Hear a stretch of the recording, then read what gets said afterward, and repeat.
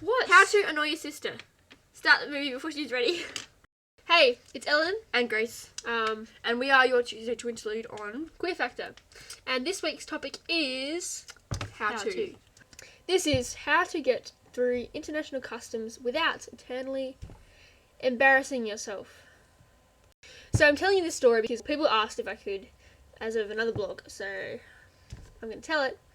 So basically, last year Grace and I went to the Philippines for 3 weeks as part of kind of a church program. And as part of that, we obviously had to leave countries, go to other countries, namely Philippines and Australia.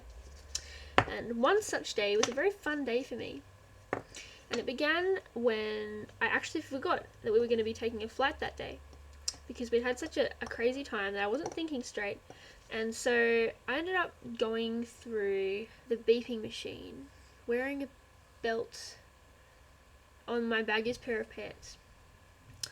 And so I went through and I was like, beep, beep, beep, beep, beep. And I'm like, oh, I have to take my belt off. And so I ended up holding up my pants with one hand and then trying to walk through with the other because they wouldn't have stayed up. I'm actually wearing them now. Yeah. See? And, yeah. And then after that, we got patted down as well because they're pretty tight there in the Philippines on security. And I had like one of those little money pouches that you put underneath your clothes, like for safety and stuff. So traveler's money pouch. And so the lady was just patting me up and down. It was a lady, which was pretty good. But anyway, and she got to my money pouch and she's like, "What's this?" And I'm like, "Oh, I don't know." Because there was something like round and hard in there, kind of bullet shaped, and I was like, "Oh, I don't remember what that was. It's nothing dangerous, but..." And so she opened it up, pulled out a tampon. So,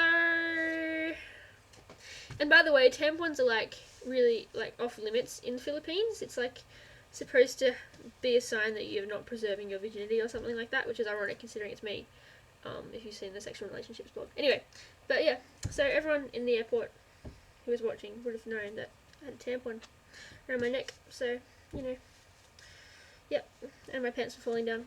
And they ended up going through and I was like, "Grace, can you help me?" So she picked my stuff up while I tried to regain my dignity and put my belt back on so my dacks wouldn't fall down and my undies would be shown to the entire airport. So that was pretty rad.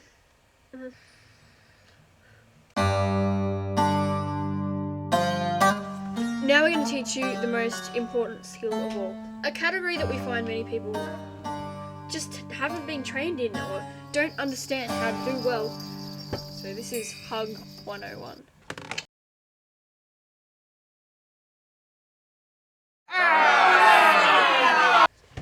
A-frame. Oh, hey. Hi. Wow. What is that? Your bodies don't even connect below the shoulders. Hey. Hey.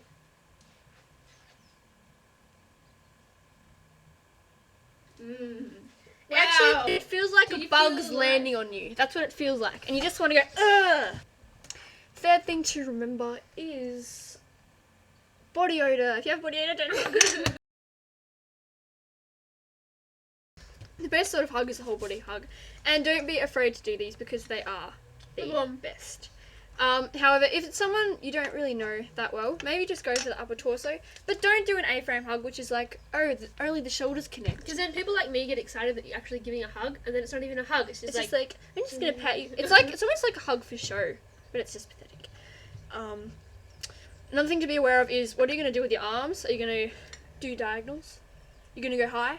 Because some people consider high hugs relationship hugs. Or you're going to go low. And if you're short, you might want to consider going low. Or you might get very, very sore arms. Or, suffocate on the other person's chest. Which is what almost happens when I try and hug my male friend. Unless I stand on tippy toes. And then he picks me up and swings me around. So it's okay, and it works out. Don't break away too quickly. Because it's just kind of like, okay, that's not enough! just kind of have a mutual awareness of when you start shifting and then be like, okay. And if you're not ready to let go, but you want to say it without being like, I'm not letting you go. Be like, I feel like I'm falling asleep. And then people might appreciate that and decide to stay there, if that makes sense. Whereas if you let go lingeringly, it can be a good sign, unless it's too lingeringly. See, that was like a bug landing on me sort of feeling. Or just be like, we love hugs. We do. I mean, hugs with our best friends, hugs can go for like half an hour. Not joking. Hugs are a great thing. And that's it for this week on our topic of how to. Over to you, Ellen. Thanks, Grace. Tune in tomorrow for Martine. Otherwise, see you next week. And this concludes our segment this week. Over to you, Ellen. Thanks, Grace. Tune in tomorrow for Martine. Bye.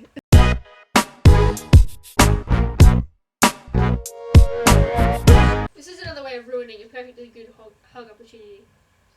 Hog opportunity. Hey! Should we try again?